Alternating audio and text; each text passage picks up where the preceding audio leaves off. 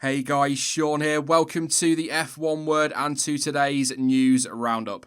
First up today is Valtteri Bottas, who has said that Mercedes are wary of Red Bull this season, but has also admitted that nobody really knows where anybody is in terms of pace, which shouldn't come as too much of a surprise, given that we've seen no running since testing, and we all know how much notice we can really take of that. However, back in February, Red Bull did appear to be the main challenger to the Silver Arrows, and the noises coming from Ferrari are not exactly overwhelmingly positive, but more on them a little bit later in this video. But when it comes to Red Bull, Bottas has described them as a worry, and Mercedes appear at least to be looking over their shoulder already. Red Bull definitely comes to mind as a worry because I think they showed really good performance in testing, and I'm sure they're putting it all in for that race in Austria, their home race. For sure, they will be strong, but who knows what people have been able to deliver since testing. We didn't get to see a single session in Melbourne which team had bigger upgrades or anything. I still think the top three teams are going to be between us, Red Bull and Ferrari, but how the ordering gaps are going to be, I have no idea. Meanwhile, Toto Wolff believes that reliability will play a key role early on in the season, as teams will have very little time to test things to ensure everything is working as expected, and that will mean they have to take advantage of every single session across a race weekend, which of course is great for us as fans, because if they need the data, we're going to get cars on track. But anyway, on that subject of reliability, Toto Wolff said, "First of all, this new calendar and the virus throw some new challenges at us. I think reliability is going to be a fundamental part of the opening races. The cars have come out of the container straight from Australia. There is not a lot of time for them on the dynos. We will be using every session to learn. The reduced race calendar is a challenge for everybody, and again, I think that the team that has the quickest car and the most reliable package will win the championship." Interesting line there from Toto. I would have said most seasons that was the case, but I suppose the point he's making is that this season it's going to be more important than ever. So let's use this opening story as the inspiration for today's question then, and that is, which team do you think is likely to be the biggest challenger to Mercedes this year? You can, as ever, let me know your thoughts in the comment section down below. Again, no poll for this video, but I'll sort something out for future videos. Sticking with Mercedes, and the team have confirmed that Andy Cowell, the managing director of its high-performance powertrains division, will be leaving his role with the team on July the 1st this year. 4 people will replace Cowell, with Hywell Thomas taking on the managing director's role, and their main focus will be on the F1 power unit, the Formula E powertrain, and the powertrain development and production of the Mercedes AMG 1, with Cowell overseeing the initial transition before moving to Mercedes-Benz AG to work on, quote, "a major future project until at least early 2021. Cowell initially worked with the team as engineering and program director back in 2008, before taking on the role of Mercedes HPP managing director in 2013. And in that time, he's overseen the development of the all-conquering Mercedes power unit. In a statement released by the team, Cowell was quoted as saying, "After 16 enjoyable years working for HPP, I have decided that now is the right time to move on from my role and seek a new engineering business challenge. I have appreciated the opportunity to work with Marcus and Toto in defining the future leadership structure of the company, and I have every confidence in the ability of Hywell and the team to lead the company forward. It has been an absolute honour to work for Mercedes and especially to be managing director of HPP for 7 years. Thank you to everyone who has provided me with such amazing opportunities and enjoyable challenges."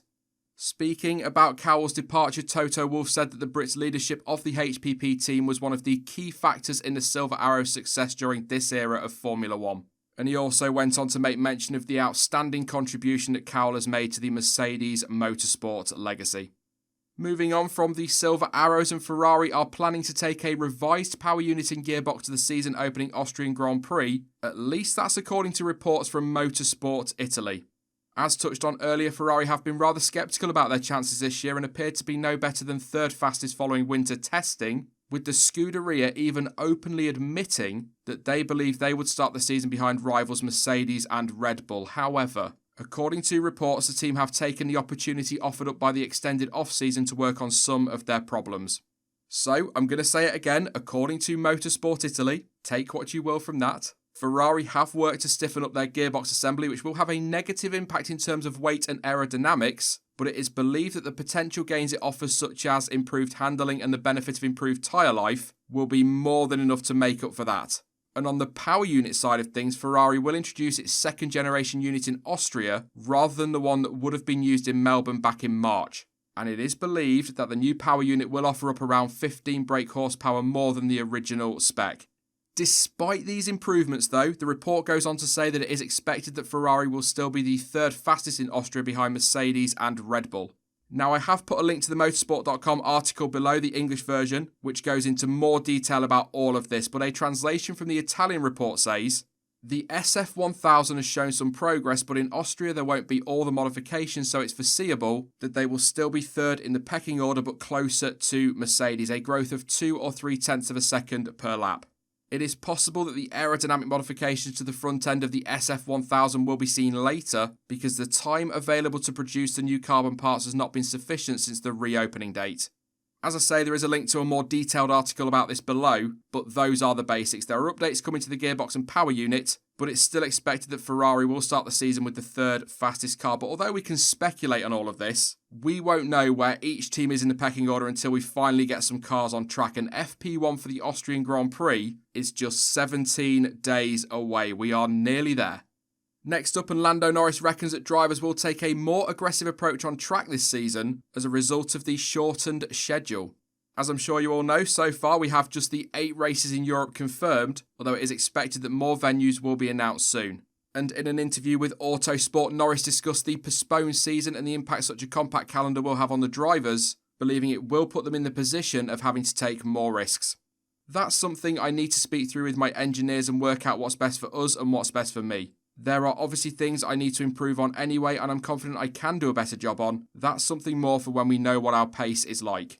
If it was just 8 races, obviously you probably would take those few more risks, but I'm confident that it's probably going to be more races than that. Whether they will be flyaways or back in Europe, I'm not too sure yet.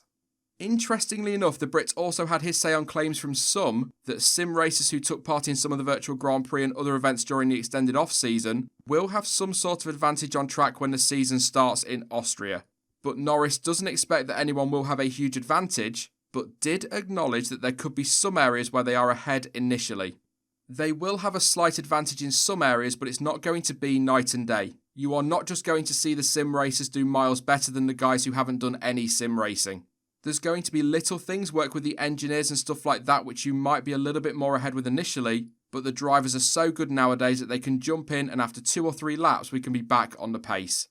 If you've been following the virtual Grand Prix, then you already know this, but for those who haven't, it is worth a quick mention that George Russell won the final event at the weekend to cement his place as virtual champion, and that was a title that was guaranteed after Charles Leclerc withdrew from the race around Montreal on Sunday. And finally, as I have been doing lately in these news videos, just an update on the latest developments regarding the calendar.